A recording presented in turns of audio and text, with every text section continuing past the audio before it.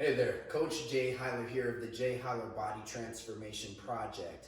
I help individuals online as well as in person if you're in the Ozaukee County area or Milwaukee area lose body fat and get into the best shape of their lives, not now but forever. I mean, these are real results. Real results mean that you keep those results for the rest of your life, which means that it helps you transition out of phase to phase to phase to where you're just able to dial everything in properly in a way that is non-inclusive, in a way that is going to not stress you out, not take you away from your family and friends while you're just trying to get the best body and health of your life, okay?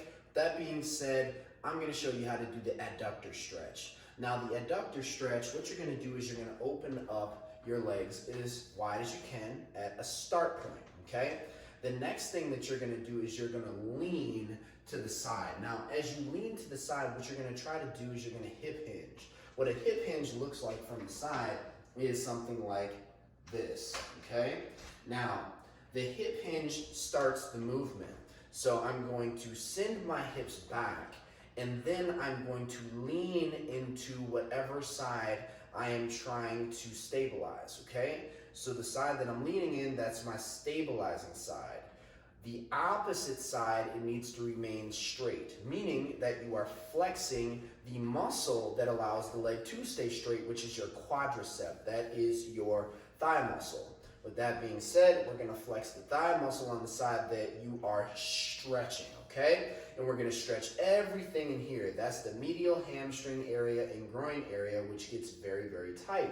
Now, with this leg straight, we're going to send this hip back, trying to keep this knee behind this toe, okay? Here we go.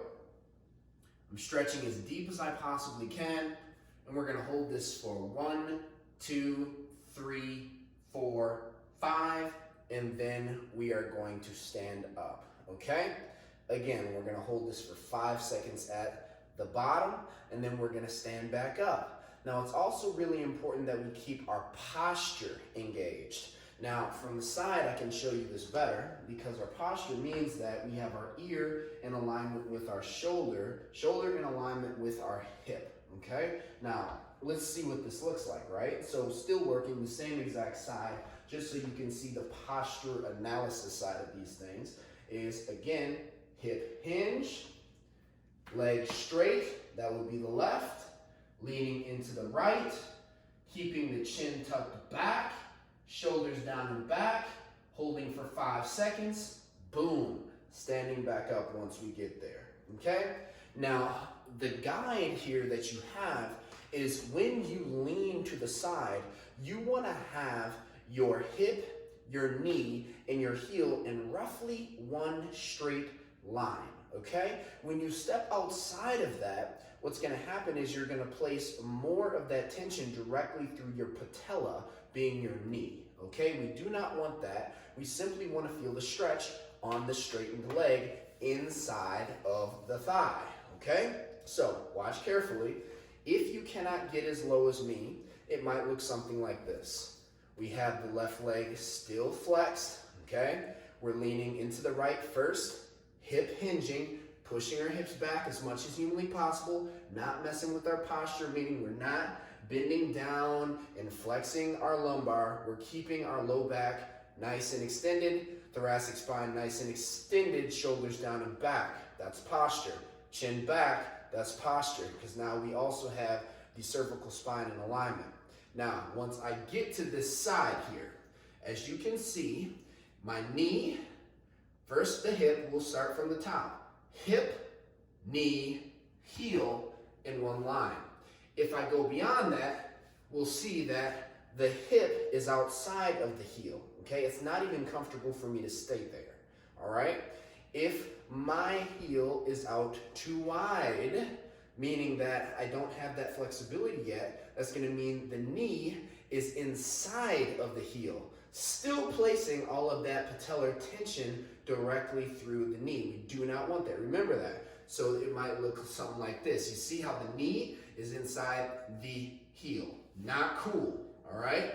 So we wanna make sure, again, that the hip, knee, and heel remain in one line as we come to this place, all right? That would be how you properly do it. Now let's do the other side just to kind of solidify the form here. So I'm going to flex now my right quad, hip hinge, keeping this knee behind these toes. And here we go. Boom. Again, we want to make sure hip, knee, heel in one line. Hold for 5 with the shoulders down and back. Thoracic spine extended, meaning chest is up. And then we're going to stand once we hit that 5-second isometric hold at the base. Now what I would like to see you do is I'd like to see you do at least 2 repetitions on each side. The key here is that we do it, okay? If I ask you to do more, you may not do it. If you can do more, meaning you have the time to do it, please do. It's only going to be more beneficial for you. But to keep things at a time where you can easily kind of bring this into your lifestyle, make it a lifestyle change, make it a habit thing for you, it's best to start with 2 5-second holds on each side. And then as you get better or as you have the time, perhaps say on the weekend, you can then increase that number of repetitions. Instead of 2, you can do say 5 or even 10 to really open up that, again, that medial hamstring area and groin so your thighs feel nice and open.